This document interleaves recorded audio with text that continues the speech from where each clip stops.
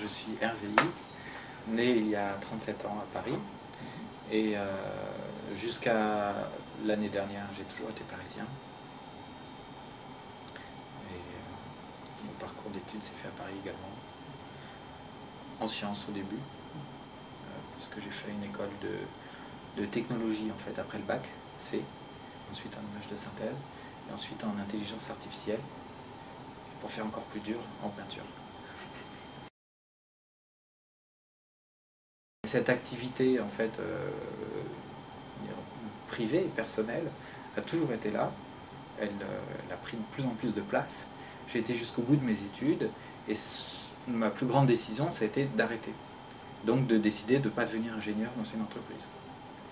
Mais la peinture était là. Donc à aucun moment j'ai eu en fait à faire cet engagement. Enfin, le seul engagement était de dire qu'il ne resterait plus que ça. Mais j'exposais, je vendais et je peignais déjà depuis longtemps avant d'arrêter. J'ai bossé ensuite, j'ai été prof, j'ai bossé dans différentes entreprises en CDD, en intérim pour payer mon atelier au début. Je pourrais citer Paul Keu, qui a beaucoup travaillé aussi sur les transparences et qui a eu aussi une posture personnelle comme ça qui est très sérieuse par rapport à son travail, qui est très droite. Enfin, on sent qu'il a un projet et en même temps il ne s'est jamais fixé de limite. Donc ça, je trouve ça intéressant. On peut en citer plein, mais je ne peux pas dire que j'ai travaillé, peut-être parce que j'ai jamais été étudiant. Je ne me suis jamais vécu comme étant étudiant, donc on ne peut pas dire que j'ai travaillé dans la ligne d'un artiste. Je pense avoir essayé de pomper absolument partout. C'est la vie qui m'inspire parce que la peinture est arrivée dans ma vie en même temps que la vie elle-même. Parce qu'elle a, encore une fois, elle a toujours été là, je ne me souviens pas avoir commencé.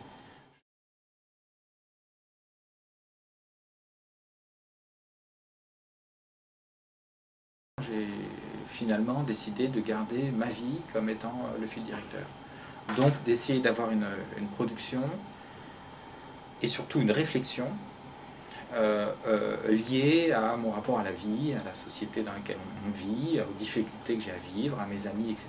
C'est-à-dire que le moteur de mon rapport à la peinture ne serait ni le formalisme, ni une certaine idéologie, ni des contraintes économiques, ni des contraintes institutionnelles, ni rien d'autre que l'état psychologique dans lequel j'aborde le monde. J'ai une pratique qui s'est faite dans l'habitude et en général elle s'adapte en fonction des séries et des sujets. Donc même cette pratique-là, on va dire, elle n'est pas définitive. Mais c'est une façon de peindre que finalement je n'ai pas eu envie de changer parce qu'elle me convient. Et cette façon de peindre est la suivante. J'essaye de commencer avec une intuition très générale, donc d'avoir un fond qui peut être des lumières comme il y a derrière moi, des motifs géométriques qui sera en relation avec une époque. Alors dans le cas d'Hérodox, avec les années 70, donc c'est des motifs géométriques que j'ai eu dans ma chambre d'enfant, ou que j'ai vu dans les films, ou qui nourrissent un imaginaire qui est celui de mon année de naissance. Il y a une logique d'appropriation qui est je dirais, le fruit d'un rapport au monde de façon tout à fait fortuite. Enfin voilà, c'est des passages psychologiques. Et ces états d'âme, on va dire, ensuite se donnent naissance à des réflexions qui se décomposent en phases et qui se décomposent elles-mêmes en couches de peinture. Justement, dans l'expo qu'on a faite pour le centre, c'est ce que je trouve chouette, c'est que toutes les facettes du travail sont montrées, y compris ce qui échappe à ce que je vais expliquer. Mais depuis quelque temps, c'est vrai que j'ai eu envie de travailler par recouvrement, c'est-à-dire de chercher une image qui ne soit pas opaque, comme l'est l'image publicitaire par exemple, c'est-à-dire qui ne montre pas quelque chose d'évident. Donc c'est une image qui est un peu confuse, un peu chargée. je perds en lisibilité, je pense que je vais gagner ensuite en possibilité d'interprétation.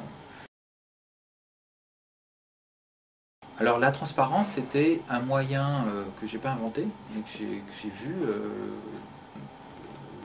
tout au long de l'histoire de l'art, hein, jusqu'au XIVe siècle. Il y avait les voiles, évidemment, les voiles de Véronique, toutes sortes de drapés qui étaient déjà peints en transparence. J'ai même vu au musée des Beaux-Arts de Bruxelles un peintre du début du XVe siècle qui avait fait un portement de croix, donc tout à fait traditionnel. Donc on voit le Christ monter la montagne, entouré de badauds et de soldats, devant, derrière lui, de chaque côté, et il porte la croix. Il est écrasé par une croix énorme et transparente. Alors forcément, ça m'a interpellé, parce que comment se fait-il que pour signifier le poids de la croix, l'artiste qui a peint son tableau d'une façon extrêmement précise, très minutieuse, avec vraiment des poils de mouche, comment se fait-il qu'il ait peint une croix transparente, alors que le poids de la croix est évident? Et bien, c'est parce que la transparence ne signifie pas la légèreté. La transparence signifie que le poids n'est pas matériel. C'est le poids spirituel de la croix qui l'écrase. Et donc, j'ai trouvé que cette peinture m'a plu, parce que alors l'idée de la transparence était déjà là dans sa dimension théologique, et pas dans sa dimension, je dirais, purement... l'effet de transparence, il s'en fichait. Bon, il se trouve qu'on voit les soldats à travers, on voit un bras, on voit les pieds des gens qui sont derrière. Donc la transparence est réelle, et ça ne peut pas être le fruit du hasard.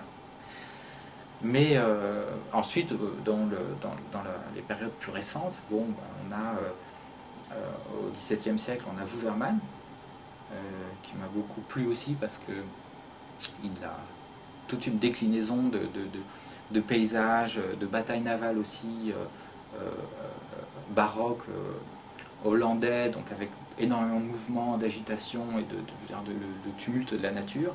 Et sa façon de peindre les nuages par couche, je trouve, donnait un velouté, donnait une certaine lumière que je trouvais intéressante. Et puis quand on remonte, Picabia l'a beaucoup fait, Paul Queux, et bien sûr Marc Desgrandchamps. Et ce qui m'a plu dans ce procédé, c'était sa façon très forte de signifier, ce n'est ni l'expressionnisme ni du formalisme. Il y avait donc une rupture avec la modernité telle qu'on avait appris à la reconnaître et telle qu'on avait appris à l'aimer, telle que moi-même j'ai appris à l'aimer. J'avais la possibilité avec ça de faire quelque chose qui me séparait de mes références, donc de gagner en autonomie, mais aussi qui pouvait me rapprocher de tout un tas d'artistes auxquels je n'avais pas pensé a priori comme étant des références possibles pour moi. Il y avait donc un gain dans mon imaginaire d'artiste. De l'intérieur, j'ai envie de dire non. Et de l'extérieur, peut-être que oui, peut-être que ça peut apparaître. Avant de faire les premiers rêveurs, je n'ai pas pensé, je ne me suis pas dit je vais faire une série sur les rêves. Je me suis dit tiens, cette photo elle est forte. Je me suis dit tiens, là il y a un truc chouette. J'ai vu quelque chose, j'y retourne. Et puis j'y pense. Et les freaks portraits ne sont pas arrivés parce que je me suis dit je vais faire des visages horribles. Ils sont arrivés parce qu'en peignant les rêveurs, je trouvais que mes visages étaient trop lisses. Et je trouvais que ceux qui m'intéressaient le plus, les photos qui m'avaient le plus marqué, et c'était une période où je voyais que des monstres dans la rue. De cette constatation-là, j'en ai fait quelque chose. Ensuite, les choses se mettent en place. Mais l'apparition de la série se décide, je dirais, juste après qu'elle se fait.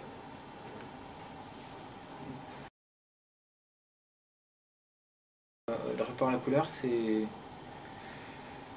difficile à expliquer, parce que je peux en parler en termes d'époque, en termes identitaires. Je peux dire pourquoi les couleurs des années 90 ne sont pas les mêmes que les couleurs des années 80. Je peux dire pourquoi la musique électro et techno a apporté quelque chose, je trouve, de très positif par rapport au rock, dont je me méfie parce qu'il ne m'appartient pas, c'est pas ma génération, et qu'il incarne un pouvoir qui m'est hostile.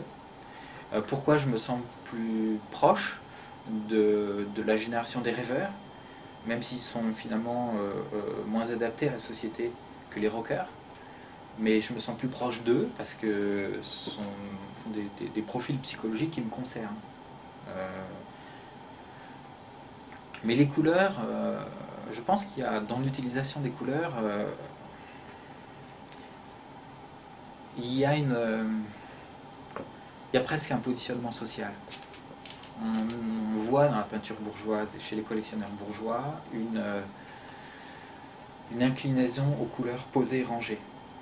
Et je pense que ça c'est un trait commun, je pense qu'on le retrouve dans l'histoire de l'art. Et il y a dans les mouvements plus révolutionnaires et plus en tout cas marginaux, la volonté d'utiliser des couleurs plus vives et moins convenues.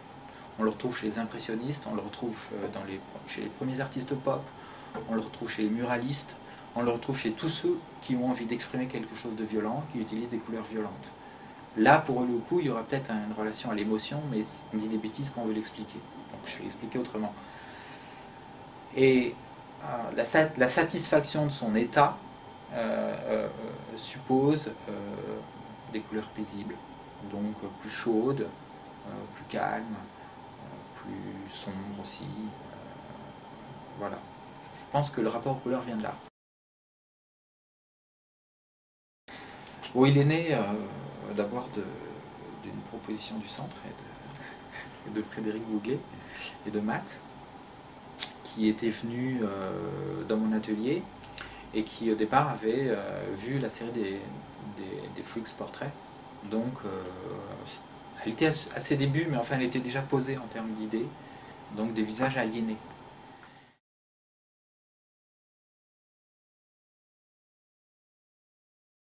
C'est un lieu fort,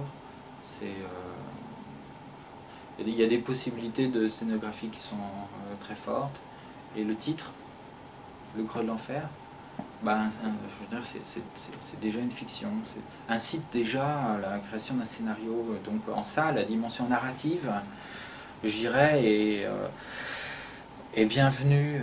En tout cas, moi, quand j'imagine Le Creux de l'Enfer, je vais plutôt penser à des choses violentes et donc j'ai envie de raconter des histoires qui sont extrêmes. Sur le travail proprement dit de peinture, bah, il y a une liberté, c'est sûr, donc ça donne la possibilité de créer des ensembles. Les petites toiles que j'avais déjà n'ont pas été faites dans cette idée-là. Mais les grandes toiles qu'on va voir dans l'expo ont été faites pour l'expo. Parce que c'est agréable quand on a un projet de le poser déjà sur un mur. Enfin, j'aime bien peindre en me disant cette toile ira à cet endroit-là. Et le projet pour le centre, c'est une fiction qui utilisait ça. Et le titre, c'est le titre de cette fiction.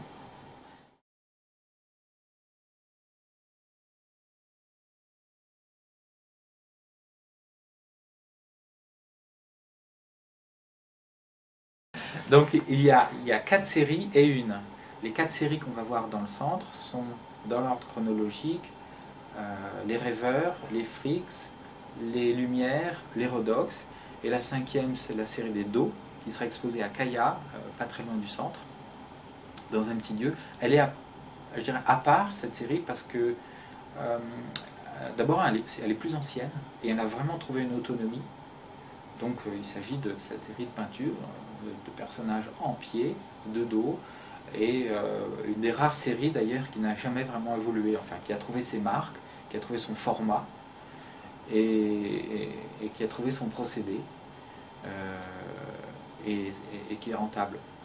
Donc en ça, je veux dire, c'est une série particulière pour moi que j'aime beaucoup. Et les 4 autres séries sont arrivées un petit peu dans la continuité parce que les Rêveurs ont donné naissance aux Freaks Portraits et aux Lumières.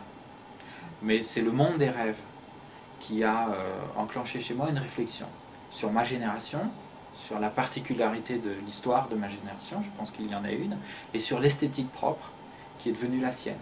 Alors l'esthétique de la lumière, de la transparence, des matières synthétiques, qui ne sont plus du cuir ou du coton, mais qui sont des matières, je dirais, adaptées à une technologie électronique, c'est-à-dire plus personnelle, quelque chose qu'on peut faire chez soi, comme Internet, et qui n'est pas lié à une industrie, celle des médias.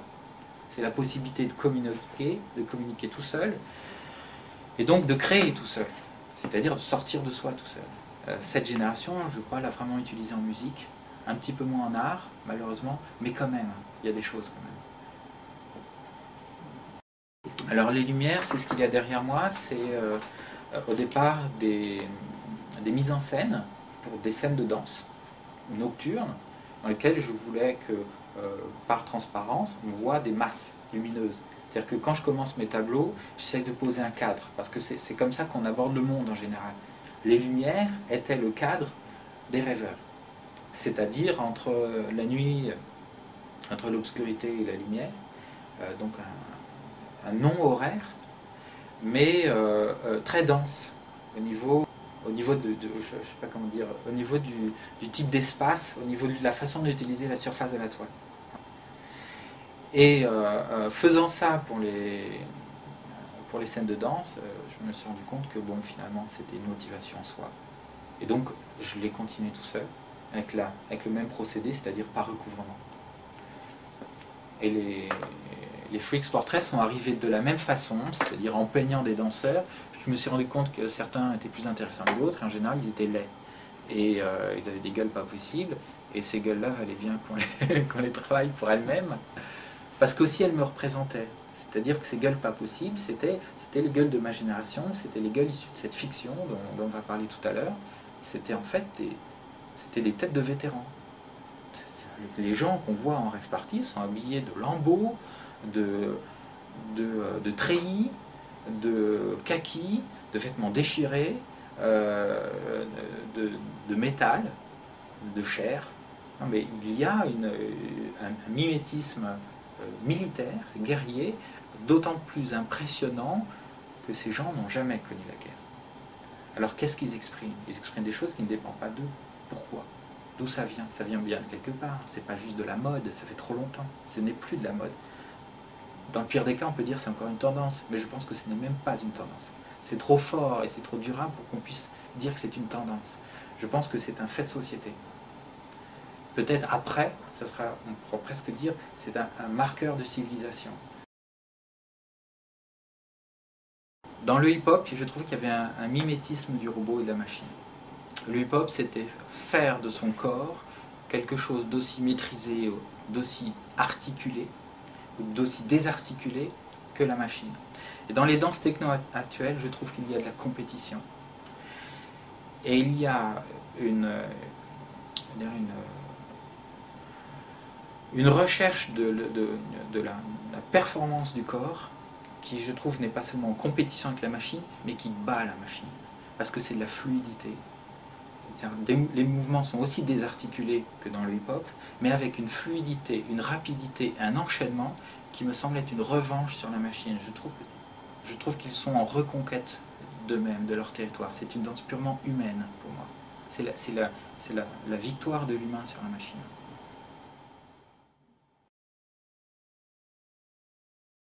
Ce qui est sûr dans la série des rêves parties, c'est qu'il y a du corps. Les photos que j'utilise, elles sont très physiques. Enfin, souvent, les mecs sont souvent torse nu, les filles sont habillées de façon sexy. Mais je pense que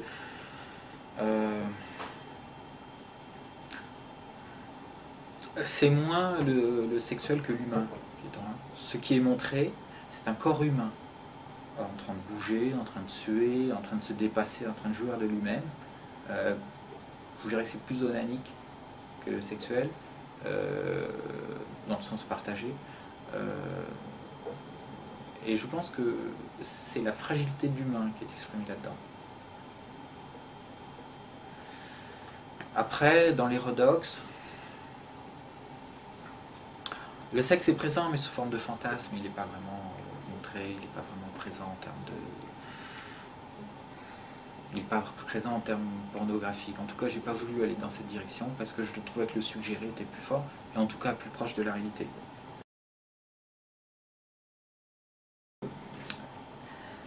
C'est un titre de fiction. Ce serait la fiction d'une société complètement liée à la guerre. C'est une société dans laquelle la guerre est incontournable. Et les freaks portraits, les rêveurs, les lumières, etc., ou la fantasmagorie des Rhodox est à comprendre comme une partie de ce monde-là. Qu'est-ce que serait cette société en guerre permanente? Et à quels critères doit-elle répondre pour tenir un effort de guerre permanent. D'abord, je crois, la construction d'une hyper-réalité. C'est-à-dire que le citoyen de cette société, pour tenir en permanence un état de guerre, doit d'abord l'ignorer. La violence proche est intenable, donc cette violence doit être éloignée. Lui-même ne doit pas savoir que ses efforts ils sont consacrés. Et puis il faut un modèle. Et quel est le modèle de la guerre? C'est toujours la machine. Parce qu'il n'y a pas plus performant que la machine. Il se trouve que la machine est performante dans plein de domaines, notamment sexuels, au travail, à la guerre, elle est plus rentable. Et c'est ça qui serait, dans cette fiction, très intéressant, c'est que la machine étant plus performante, elle justifie qu'on les choisit comme modèle. Et puis, d'où viendrait leur faiblesse alors aux humains comparé à la machine? C'est leur conscience. Il n'y a rien de plus encombrant quand on est un être humain que sa conscience. Ça ralentit, ça perturbe, ça fait faire des erreurs, dire qu'on est pris de doute, on dort mal, etc. Donc la conscience, c'est un inconvénient. Alors, si on peut s'en débarrasser, c'est très bien. Donc voilà. Et le jour où la guerre s'arrêta, c'est comme quand un bourdonnement s'arrête. D'un seul coup, on prend conscience de l'espace qu'il occupait. Mais on n'avait pas conscience pendant le bourdonnement. On a conscience qu'au moment où il s'arrête. Alors, le jour où cette guerre s'arrête, qu'est-ce qui se passe? Alors, les gens commencent à perdre de repères. Et là, ils se rendent compte de la distance qu'ils avaient parcourue sans le savoir dans leur fiction. Et c'est l'expo.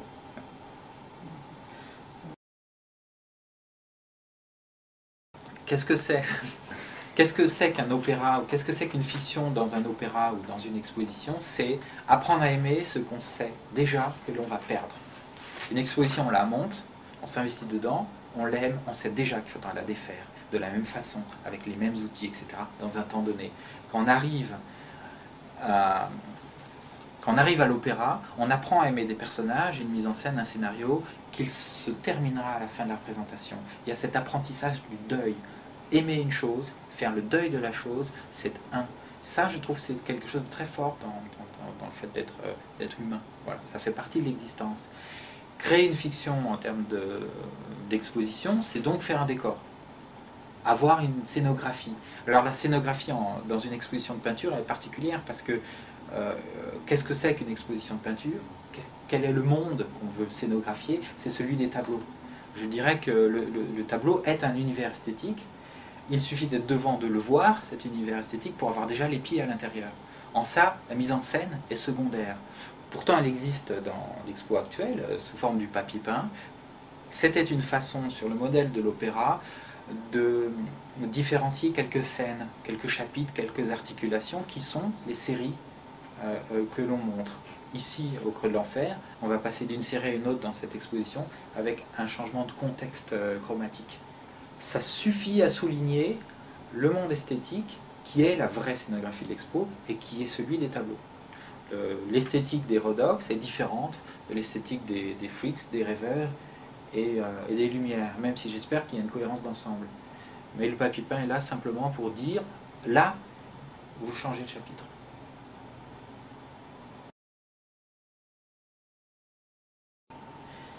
Je crois quand même que dans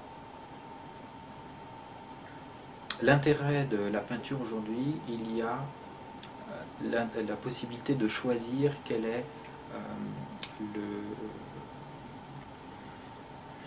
le mode de reconnaissance qu'on va chercher. Et pour moi, le mode de reconnaissance que j'ai choisi, il était issu de ma vie et de ce que je voyais du monde et des gens qui m'entourent. J'ai décidé, ou plutôt j'ai accepté, que je n'aurais que ça, ou principalement ça, comme mode de reconnaissance.